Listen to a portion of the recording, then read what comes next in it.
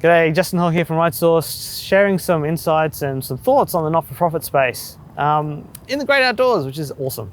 So I've been involved in a couple of things lately, talking about how can we make the not-for-profit space more innovative, because if they're more innovative, surely we'll be able to solve some of the problems that are out there.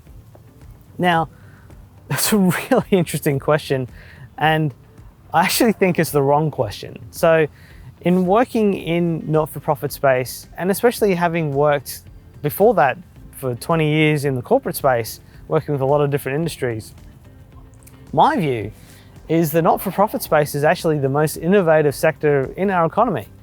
So when you see that from day to day, like not-for-profits and charities specifically, are quite often working in spaces trying to deal with issues that no one else has been able to solve, the government or corporations or anyone, trying to do it with reasonably minimal funds and without necessarily a clear answer on what the solution is. They're just mucking in and having a go. And quite often, that's sort of the definition to me in an extent of innovation, is that you're trying to do things differently and find solutions that no one else has found before. That's what they do. That's what they do every single day. And whether it's the problem that they're trying to solve or how they run their organization in terms of running things on a shoestring budget, trying to squeeze as much as they possibly can out of the money that they've got to try and solve those problems, always calls for innovation. Because if they don't innovate, they're going to not solve the problem, which is still there. So innovation to me, there's no spade. So I think actually what the question should be is, how do we harness the innovation that is already present in our not-for-profit and charity space? So let's step through that question a little bit more. So innovation to me has three steps. One is a concept or an idea. The second one is then proving that concept or trialing it, or proof of concept, or a minimum viable product, whatever you want to call it, but proving that that idea actually can work. And then the third step is really implementing that more broadly and scaling that piece of innovation.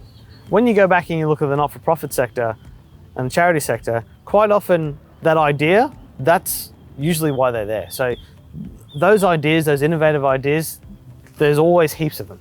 There's no shortage of that, because people are always trying to, because they care, they're always trying to find a better way to do things. And that's, so innovative ideas, there's heaps of them there.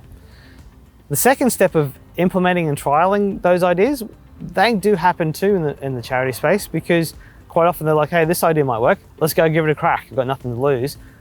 So usually a lot of ideas are put into practice, and whether they are evidenced or whether they're they're captured in terms of the data, that might be a little bit lacking, and that then sort of potentially leads into the third part of the innovation. And this is where the innovation, I think, needs the help in the charity space, is that ability to scale or take that idea and pass it out more broadly. That's where the industry struggles, because they don't have the capacity, quite often, or the capability to scale an idea and make it accessible to everybody. Because as part of their nature, most charities that run on a principle of trying to give back everything that they get. So all the funding they get in, they try and give as much as back to the cause. Sometimes they forget to invest in their own capability.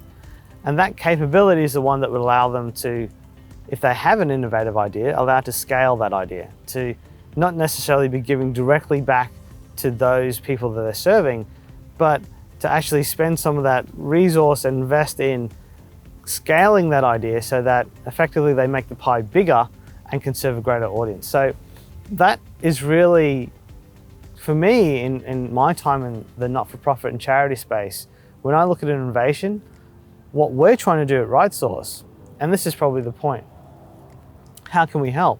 What we're trying to do at RightSource is we're trying to provide those not-for-profits an ability to access that capability so that they can scale, so that they can make a bigger impact, so they can take their innovation and share it with everybody else. And also, from a not-for-profit or charity standpoint, also look at ways that you can invest in your capability. So yeah, okay, you could take some of your fundraising or your income and put that in your capability. But also there are philanthropic interests out there or government interests out there that are interested in investing in capability in the sector.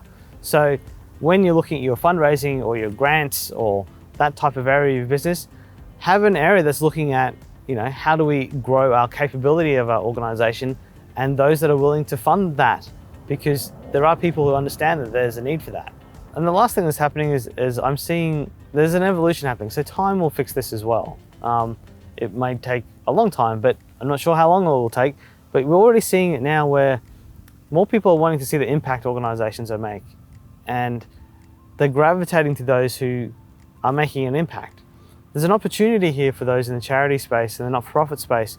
If they can communicate the impact they're making, that in itself will bring resources and interest to their organization to help them make a bigger impact, which is what we want, which is what, getting the plastics out of the sea. So really they're my observations on the innovation in the charity and not-for-profit space.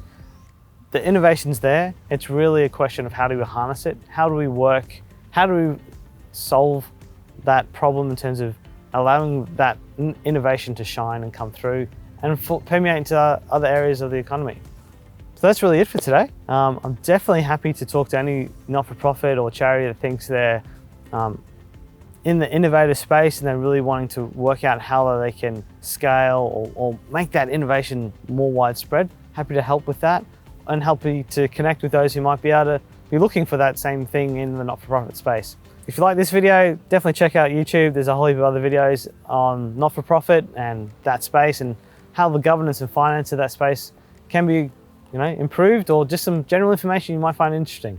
If you've got any other questions, feel free to chuck them in the comments below. Check me out on LinkedIn. Always happy to answer or help where I can. Otherwise, thanks everybody for watching. I appreciate your time. It's Justin Hogg from RightSource.